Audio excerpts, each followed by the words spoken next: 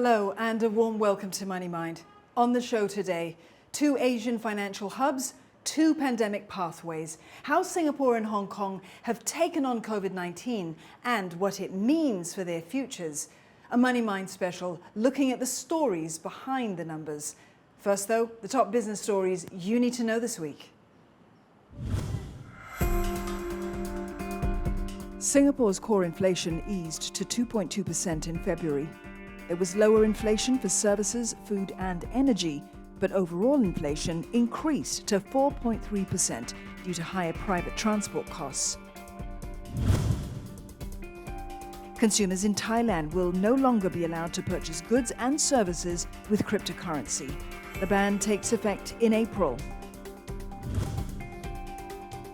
Revenue at Chinese tech giant Tencent grew just 8% in the fourth quarter. That's the slowest pace since the company went public in 2004. It comes amid a regulatory clampdown on the domestic tech sector. Singapore is reopening its borders to all fully vaccinated travelers. The fully vaccinated will also be able to travel between Singapore and Malaysia by land without testing or quarantine.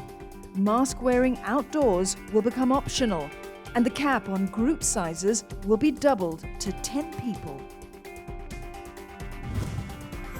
Hong Kong will lift its ban on flight arrivals from 9 countries, including the United States, Britain and Australia. The hotel quarantine period for arrivals from abroad will also be reduced to 7 days. Cumulative cases of COVID-19 have crossed the 1 million mark in both Singapore and Hong Kong. Both cities were hailed early on for their handling of the pandemic through a zero-COVID policy. But Omicron has changed all that. Their paths have since diverged. Hong Kong sticks to its zero-COVID stance, while Singapore opts to live with the virus. As some restrictions begin to ease in both cities, Millet Enriquez finds out how the outbreak has changed the business landscape in Singapore and Hong Kong. Singapore and Hong Kong are key markets for retail brand Eu Yan Sang. One is a springboard to China, while the other is a gateway to Southeast Asia. Eu Yan Sang was founded in Malaya in 1879 and expanded into both cities in the early 1900s. In addition to its physical stores, Eu Yan Sang also has a factory in Hong Kong. In Singapore, it runs retail outlets and traditional Chinese medicine and healthcare clinics. Strict border restrictions in Hong Kong posed challenges in overseeing business from the Singapore headquarters. I miss being in the markets, getting the pulse of the market, seeing how our stores are doing, seeing how our competition is doing, and looking at the general lifestyle trends in the market, which sometimes you can't get from reading reports. But in a shift from its zero-COVID stance, Hong Kong is easing some travel restrictions and social distancing measures from April. People in Hong Kong are really getting quite tired of fighting COVID in this way, i.e. running away, staying at home, and just kind of waiting. So I think that the government is, kind of finally understanding that at this rate where, the herd immunity is almost there, maybe it's not so scary. In Singapore, borders will reopen to all fully vaccinated travelers on April the 1st. The relaxation of measures just announced is going to lead to a release of pent-up demand. We're going to see tourism come back. We're going to see business confidence, consumer confidence come back. Until this year, Hong Kong had an impressive run at keeping COVID cases low, while Singapore saw occasional surges. Both cities have now exceeded the 1 million mark. The number of COVID deaths in Hong Kong also saw a huge uptick in the past 2 months alone. Only 70% of those in their 70s are fully vaccinated in Hong Kong, and that drops to 40% for those aged 80 and above. Before vaccinations, throughout 2020, Zero COVID was the right strategy. But the moment we had highly effective vaccines, I think zero COVID was always doomed to fail. Is this refusal to accept that COVID will become endemic? That's the real tragedy in Hong Kong. Both cities have set aside big amounts for COVID-19 public health expenditures this year. Singapore has approved a draw of 6 billion Sing dollars. Hong Kong allocated 170 billion Hong Kong dollars. Hong Kong's leaders have insisted it will stick to the COVID zero strategy employed by the central government in Beijing. Hong Kong most likely now actually become very much like an ordinary city. They cannot actually making some fundamental policies. So they need to listen to Beijing, then they adopt Beijing's policy. But we are not quite sure when Beijing will open its door. Both economies will face a ripple effect if there is an uncontrolled virus outbreak on the mainland. You could get very severe lockdowns, stringent restrictions on economic activity that would jam up supply chains, hit demand in China, that will flow through to the rest of the world. Singapore has faced challenges as it moves towards living with COVID-19. Probably the biggest misstep was the effort to convince elderly people to get vaccinated. We saw the trends, the decreased take up after about 50%. It was a lot slower. On the critical issues, I think we've done well. But clearly, we need to learn more. We need to learn lessons. For instance, the management of worker dorms, I think that needs a study. The need for buffers and extra reserves in the healthcare system, I think that needs to be thought through as well. Singapore's strategy has been one of evolution, particularly around the threat posed, which changed a lot after the vaccine. I think Hong Kong needs to eventually accept that zero COVID can't be reached anymore. As the pandemic drags into a third year, there are hopes that there'll be light at the end of the tunnel. I would love to get back with my buddies on the soccer field and kick a ball around. The golf courses have been closed since February, right? I would love to go and play around out there. Restaurants, right? We've had no dinner at restaurants since February. Can't wait for a meal. Despite their different paths, Singapore and Hong Kong will likely end at the same end point. Singapore started making this transition to living with COVID with a view of becoming COVID resilient. Hong Kong never did that. Eventually, Hong Kong learns to live with the COVID. It ends up there by accident, right? It is not intentional. It is not a deliberate strategy. I'm very confident that they'll end up in the same place with endemic disease. So it's about the journey, the transition, the rite of passage to get to that point. For retailers like Yu Yan Sang, the future beyond COVID is rife with opportunities. We remain very optimistic on the growth potential in both these markets, even though they're markets that we've been present in a long time. And clearly there are demographic constraints. So if you take birth rates and population growth and stuff like that, right? But we still believe that just bringing TCM from this complementary and alternative space to a far more mainstream space. After the break, as more residents book one-way tickets out of Hong Kong, will the city remain an attractive place to do business? They don't see a light at the end of the tunnel. It will succeed because China will ensure it'll succeed.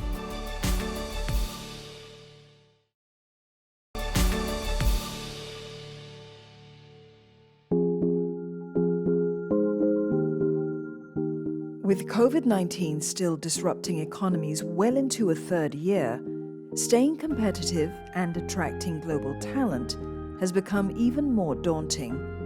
And it's especially challenging for financial hubs like Singapore and Hong Kong. Hong Kong government figures show that more people are leaving the city than those coming in. Year to date, Hong Kong has seen a net outflow of more than 146,000. Residents leaving Hong Kong permanently are also withdrawing more funds from their Mandatory Provident Fund or MPF accounts. For 2021 as a whole, departing residents took out over 9 billion Hong Kong dollars, or over 1.1 billion US dollars. Many people are leaving Hong Kong to escape the restrictions because most of the rest of the world doesn't have those restrictions. Sadly, many of those people won't be returning. Now, these are, if you like, the thinkers, the people in relatively high-paying jobs. Following changes in the extradition rules and national security law, many in Hong Kong are also taking advantage of a new route that allows them to live and work in the United Kingdom. The exit of Hong Kong residents is adding to the talent crunch, particularly at a time when firms are ramping up hiring. This candidate pool is not being replenished by newcomers to the city. So whether that be Western expats or overseas Chinese, they're not coming to Hong Kong now, and certainly haven't been for the last couple of years. If we look at 20IT, about 15%. If you're moving job, that was seen as a decent, pay rise. Now it's more akin to kind of 20-25%. And in certain areas, you're getting to 30-35, even 40%. That said, some who choose to ship out are looking at Singapore as an alternative. We have seen this kind of ebb and flows over the years. Certainly query has jumped a lot, whether it is for families with kids in international school or some of the large multinational getting some of their staff relocated from Hong Kong. With the gradual lifting of border restrictions, non-resident employment in Singapore rose for the first time in 2 years in the fourth quarter of 2021. But for the full year, non-resident employment declined by 30,000, and it has yet to reach pre-pandemic levels. It's still tough for companies to hire foreign workers unless you have a strong justification. The latest labor market report show that there is 2 vacancies for every person looking for work. So it's tight labor market. It is easy for you to say you want to come and live in Singapore. It is not easy to be able to allow to live and work in Singapore. In Hong Kong, the number of visas granted for general employment fell by more than 5% on year in 2021. For some foreign business groups like the American Chamber of Commerce in Hong Kong, international travel restrictions have weighed heavily on company and personal sentiment.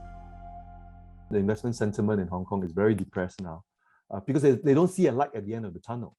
If we can see that in 3 months' time, in 6 months' time, restrictions will be lifted very quickly and travel will start to be revived, and I think people will have some confidence or some optimism that it's still worth investing in Hong Kong. In a ranking of global cities' competitiveness by Tokyo's Mori Memorial Foundation, Hong Kong fell out of the top 10, largely due to its strict travel rules. In comparison, Singapore remained in the top 5. The report covers 48 cities and looks at the economy, research and development, and livability. The adaptability and being able to shift policy quickly to match circumstances will see cities thrive competitively. Innovation in terms of styles of work, both with location, management type, support for new types of economies, startups, tech that fit these new styles of work.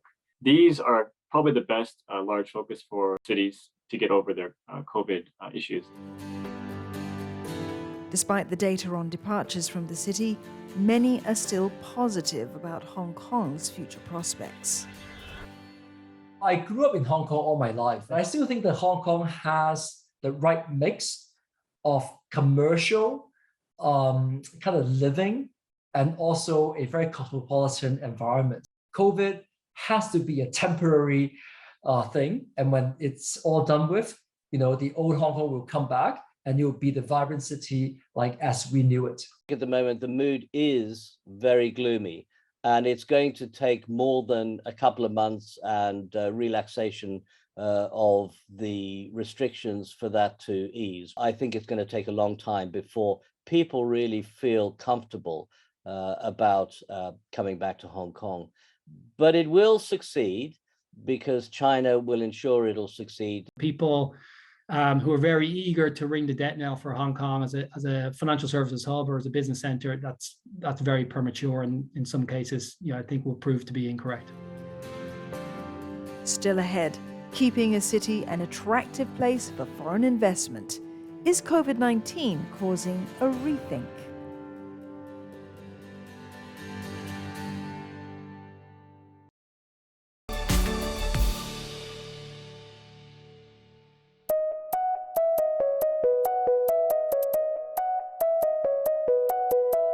COVID-19 made it the worst of times for businesses in the physical world. But for many online channels, the pandemic sped up opportunities for growth. With many more consumers turning to e-commerce and food deliveries, logistics players like Pickup were well positioned to ride the big wave. We are extremely asset-light. We rely on a pool of freelance delivery agents. We have the ability to flex up and down our supply based on the different seasonalities when the pandemic first began. So Pickup in Singapore, we did experience a close to about 5 times increase in user count and about 30 to 40% increase in orders. Pickup is a data-driven logistics provider that bundles and matches pickup and deliveries to the nearest available agent. Founded in Hong Kong in 2016, it now has a presence in Singapore, Malaysia, and Taiwan, supporting 24,000 merchants. In the past year, Pickup held 3 funding rounds, raising $20 million in July and $37 million in December last year. It plans to expand into 5 new Asian markets in the next 3 years. Our key initiative, I think, in Hong Kong and Singapore is really about logistics network as a service. So we will continue to invest in our technology, in machine learning, predictive analytics, and understanding customer purchasing behavior patterns. It's startups like Pickup that are opening new avenues for investment classes both in Hong Kong and Singapore. As new technology and innovation drive more opportunity, certainly opportunities then spill over, say, in the capital market, whether it's fundraising or whether it's listing. There are around 4,000 startups in both Singapore and Hong Kong. In Singapore, tech startups raised over $8 billion in the first 9 months of 2021, more than double the previous year. In Hong Kong, venture capital funding hit more than $5 billion. Both Hong Kong and Singapore are ramping up innovation and technology funding to support startups and existing businesses. Both cities remain attractive to foreign firms. In Singapore, the almost 60,000 majority foreign-owned entities made up 20% of total enterprises last year and employed over 1 million people. In Hong Kong, overseas and mainland companies grew to a record high of over 9,000, generating over 470,000 jobs. And its strategic location will continue to give it an edge for doing business with the world's second biggest economy. Hong Kong, I think, will become really quite domestically driven because China is such a big economy. We are going to see the financial sector continue to do well. Singapore will retain an international perspective in terms of this idea of having a third pole for global finance after London and New York. For Singapore, creating a favorable business environment is a major selling point. Singapore's standpoint is it is never the cheapest place to do business, to live and work. But there are other intangibles from a rule of law in terms of policy consistency, political stability that still sort of offset the cost side. Experts say entrepreneurship and innovation are also making both cities ideal for greenfield foreign direct investments. Greenfield FDI is about the creation of new assets, emergence of green and sustainability-focused technologies. Or you think about the continued investment in data analytics and artificial intelligence. Those sort of industries where there's a high level of asset creation that is more intellectual property and IP asset based. In Foresight Economics Global Index, both cities fared well in their attractiveness for greenfield FDI. Singapore ranks second, while Hong Kong is at fourth. Governance and diversification and protectionism for both Hong Kong and Singapore, they are the primary drivers of their performance. The lower protectionist barriers, the more attractive it is for greenfield FDI investors. That aside, it will be tough going for technology innovators, particularly in Hong Kong. But for pickup, these only serve as impetus to further decentralize the logistics sector by building satellite warehouses and hiring more delivery workers. The demand will far outstrip the supply, especially in smaller cities like Singapore or Hong Kong, where the cost of labor is higher. It is the answer to this increasing demand with the whole e-commerce boom. So I think that's something that we really believe will happen. Even as Hong Kong fights the latest wave of the virus, health experts say that ultimately there will be light at the end of the tunnel.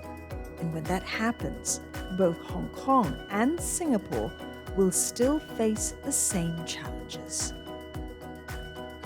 There's still room for the two key cities to compete and grow together. It still boils down to the same thing. How do we create opportunities for more businesses to be based out from either Hong Kong or Singapore? How do we create more jobs for our residents and for businesses to expand? Living with COVID-19 and looking ahead to the road after the pandemic in Hong Kong and Singapore. You've been watching Money Mind. See you again next time.